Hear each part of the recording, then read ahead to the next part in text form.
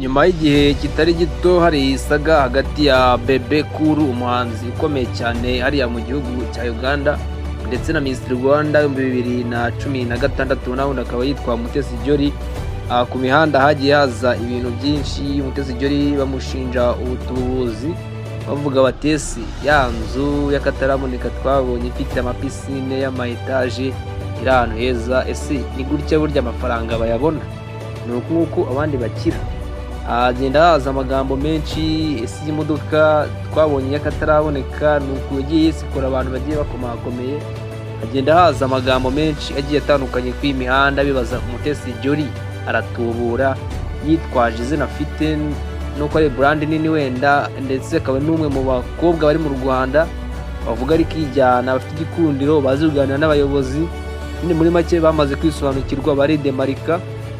Ahangaha nagira ngo nkubwire ngo wenda wowe utarakurikiye iyi saga banza wumve gato uko byatangiye, ubundi nze nkubwire amakuru y'uburyo Mutesi Joll biri kuvugwa ko uwitwa bebe yaba yaramusabye ku umupuri umwana w'umukobwa ngo akawumwima, none bebe akaba arimo arashaka kumwikira izina. Nibiri ku mihanda, nibiri kuvugwa n'abamotari, ariko naje tubigarukeho banza wumve gato.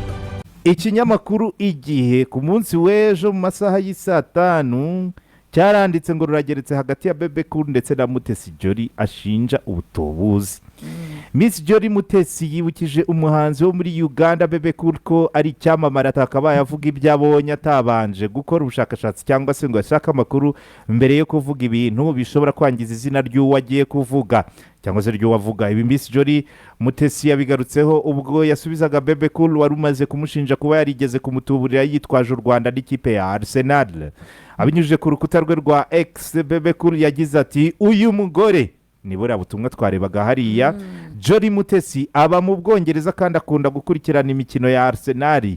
Yantekeye imitwe umwaka ushize yitwaje izina ry'u Rwanda n'ikipe ya Arsenal, none agarutse mu kindi gikorwa gikomeye ari gutegura. Mbere na mbere ahangaha umuntu wari wese uzi Miss Joll hari ukuntu yahita yumva ko muri ubu butumwa koko hari ibintu bidahura n'ukuri. Ibihe uretse kuba Miss Joll yatemberera mu Bwongereza nk'uko yatemberera hano, ariko wasomye inkuru hanyuma ubundi ugasesengura umaze kuyisoma, kuko urimo urafata uruhande urimo uragira ngo tuvuge ibyo ushaka ko tuvuga, ariko urafata uruhande banza usome inkuru, ariko waretse kuntabika amagambo.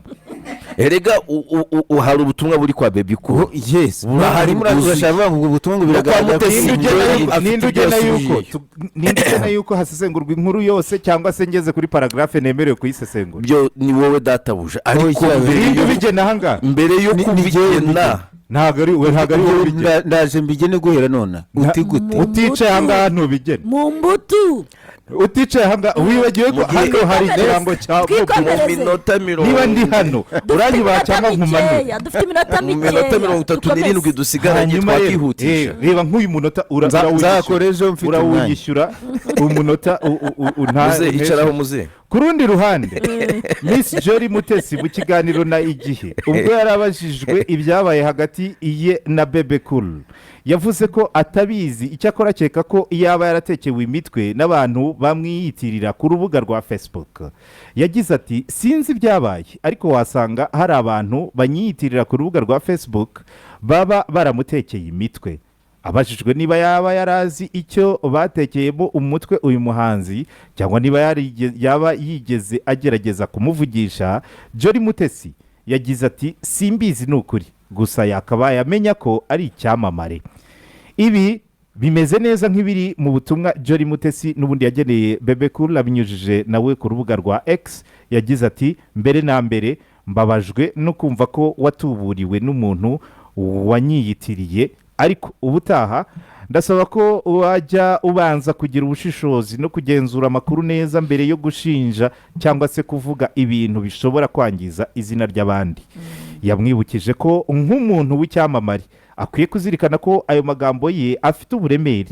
Ati nk'umuntu uzwi cyane ukwiye kuba ubizi neza kandi ukitwara neza kurushaho, kuko amagambo yawe afite uburemere kandi ashobora kugira ingaruka ku buzima no ku cyubahiro cy'abandi.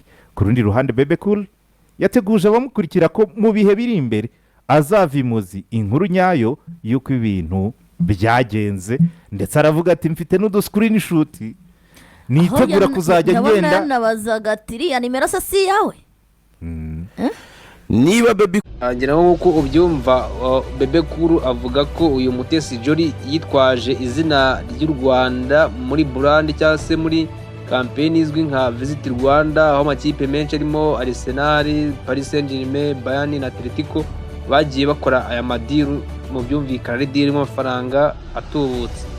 Bivuga ko bebe kuru ntituzi neza niba iyi account ari ya mutesi joll ibya nyabyo, gusa bebe kuru avuga ko nyine ari account officielle, hari n'ama voice note azashyira hanze mutesi joll arimo aramusikama. Sasa wakibaza kugeza kuri ubu ku mihanda haravugwa iki? Ku mihanda biravugwa ko uretse ko mutesi joll asanzwe ari umuntu ufite igikundiro, Kayiniro Muhozi umugaba mukuru w'ingabo za Uganda, akaba asanzwe anamukunda. Wibuke ko yivugiye ko umuntu wamuha Beyonce akamuha mutesi joll utabagereranya. Mutesi joll nyine ngo arenze imbere y'umujenerali w'umugande. Gusa ibyo byose ka tugiye ku mihanda. Ku mihanda biravugwa ko uyu muhanzi ishatse kurya ku buryo bya rugume, mutesi joll akamubera ibamba. Yamara kumubera ibamba, uyu musani atangira guhimba fake account yitira mutesi joll, bikavugwa ko ari ngo amwicira izina, kuko mutesi joll nawe atangira kumusubiza yavuze ngo wibuke ko uri public figure, abantu benshi bakureberaho bakumva ibyo uvuga bikaba byabafegita. Ibyo uvuga usebye umuntu ujya ubanza ushake amakuru yuzuye, ubone gutangaza amakuru, nyine witangaza amakuru udahagazeho. Ibyo byose ni bimwe mu bintu biva ku mihanda, ibintu by'umupuri ushobora kuba umupuri ushobora kuba wabaye ikibazo mu bantu. Rero mva bebe kure n'umuhanzi bisobanukiwe, bavuga ko ari uwadanje nemu munini muri Uganda gica ku ruhande. Ubwo rero nawe yashatse kurya ku buryo bya rugume, biba ngombwa ko bitamukundira, none ngo yaciye inzira z'ubusama. Ariko ni ibikivugwa ku mihanda, ntabwo turamenya ukuri guhari hagati aho. Nibivugwa, ntabwo turafata uruhande ngo tuve tubyanze gutya ngo duce iteka, ahubwo ngiye mbahaye amakuru ari ku mihanda. Nicyo gitumye ndangaha.